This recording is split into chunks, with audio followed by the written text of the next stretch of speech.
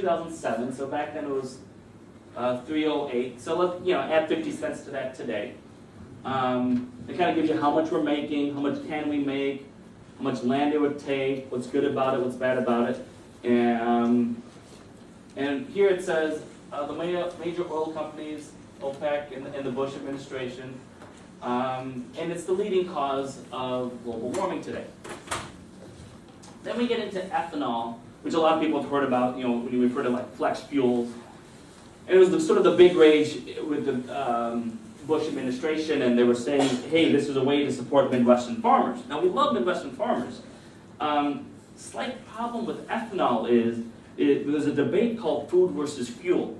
So what that means is, if you take a farm in, let's say, Iowa, now that corn, instead of making your morning cornflakes, it's going to, put gasoline into your big SUV. Couple problems. There's only so much arable land.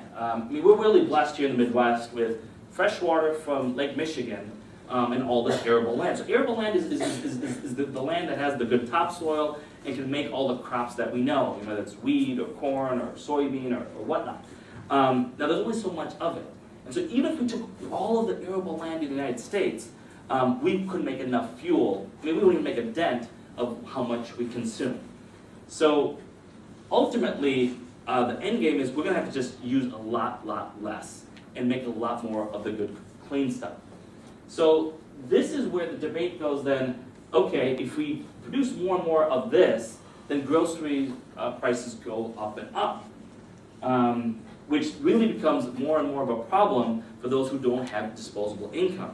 So when you talk about stewardship, you think about the message of Jesus Christ and how he cared for the lepers. This, to me, is a very similar problem, is that we cannot forget about those at the bottom of the pyramid.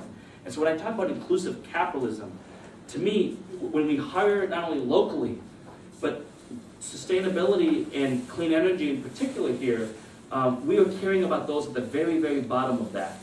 People that I don't know if you would even know. I guess you were talking about Kiva. You don't have to go to third world developing countries to see people without means. You can go to the inner cities of any major U.S. city and see that.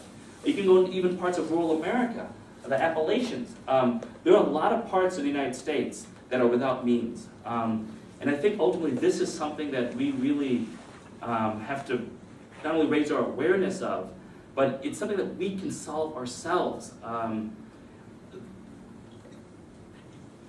When we talk about, let me ask you, when you look at major academic medical centers, and we have a lot of them here in the Chicagoland area, what do you see them building? What kind of buildings are they usually building? Cancer center. Yes. Why do we have so much cancer in the United States? We didn't always have it. This is one of the things that fosBiofuels is also trying to address, is that when we talk about, and I'll sort of show you a chart in a little bit, when I talk about where we're getting our raw materials from, that McDonald's example as I was sort of mentioning with the grease. Do you know where that grease goes today when it's not being turned into biodiesel? Anyone? Exactly. So there are a few things that happen with this. One, it can go into a landfill. Two, now McDonald's wouldn't do this, but let's say it's your local mom and pop sort of restaurant. They'll just throw it down the drain. And as if neither one of those are very appealing, and I know you're probably thinking, Manish, we're going to have dinner after this. I'm sorry. Here's going to be the most disturbing part of this. Is there are a group of companies known as grease haulers. I know, beautiful job. They'll collect the grease, whether it's from the McDonald's or any restaurant or any place where there's grease. They'll take it about, well, here in Chicago, there's a big company. There's facilities maybe about 3 hours west of Chicago. They'll do some light filtering, and then they'll sell it to Farmer Joe. Now you think, why would a farmer want filtered grease? what they do with it is that they'll take that grease, mix it with like the corn pellets, and feed it to the cows, chickens, and pigs. And you think, well, why would they do that? Well, what does grease do to us? It sort of chunks us up. How does the farmer make money? He makes it by the pound selling meat. Now, lucky for me, I'm a vegetarian, but for the rest of you, I feel horrible. The EPA considers that grease a carcinogen level 1. What that means is it cannot be used for human consumption.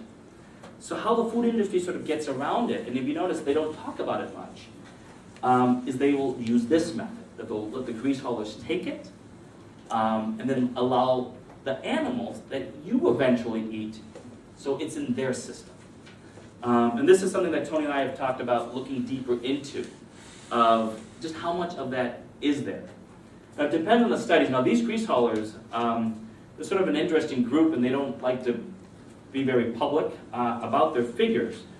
But according to the National Biodiesel Board, they believe there's anywhere from 2 to 4 billion gallons of yellow grease, which is that used, cooking oil that I was referring to in the U.S. So the negative is that's a lot of grease that's being eaten by a lot of animals that eventually you're eating. Now, it's not all bad. The good news is if we can sort of change the awareness and have politicians and our leaders sort of change what we do with that grease, good news is that all can be turned into clean energy. And that, I think, is what's most important about cooking grease biodiesel, is that it's something that, from a technological standpoint, it's available today. Whereas with all these other ones, they are still in the R&D phase. Or if they are producing it, if it's at such a high cost that it really isn't sort of sustainable, at least not yet, or something that we wouldn't want to buy. Whereas this version of biodiesel, it's sort of like the low-hanging fruit, is that we can make it so that it would be competitive, in fact cheaper than petroleum-based biodiesel. So one, we're making clean fuel out of it, getting us less dependent on fossil fuels, but we're also taking care of this food issue that I sort of described. And like I said, depending on how much grease is really out there, there may be anywhere from 3 to 4 billion gallons of that. And so that means there's actually a lot more gallons that we can put in. So what I mean by that is, so of those 3, 4, so the process, it's a 1-to-1 ratio. So 1 gallon of that used cooking oil can turn into 1 gallon of biodiesel. So it's a pretty efficient process today. And as technology evolves, and who knows, maybe we'll use lasers in 5 years, maybe we can even up that efficiency, which I know you think you're going to make something. Yes, there are ways in chemistry that we can do that. But what we will be making is B100. So imagine you go to your local BP and you see the 87 or the 93 premium. Same thing with biodiesel. There's different designations and different dilutions. So B100 is the purest form of biodiesel. But what's mostly used in sort of the trucks and the municipal vehicles today is usually like a B11 or a B20. So that means, so let's say we take B20, it's an easy number. That'd be 20% of the pure biodiesel and 80% of petroleum-based biodiesel. Interesting point about biodiesel production in the United States, and show you the power of big oil, is that if you want to get a tax credit for producing it, you can't sell B100. You can only sell B99.9. So that means you have to mix the pure biodiesel with a few gallons of petroleum-based diesel. And you think, why would we go through all that hassle? I agree. I don't know why we're going through all that hassle. It's because Exxon wants to get a piece of the pie. And so this is where I often say that the real competitors here is really awareness, is that we need to realize that this is available, we can do it today, and it's a way for us to sort of build that bridge. Any questions on this or anything regarding this? Well, I understand also, just to add to what you said on corn ethanol, that from a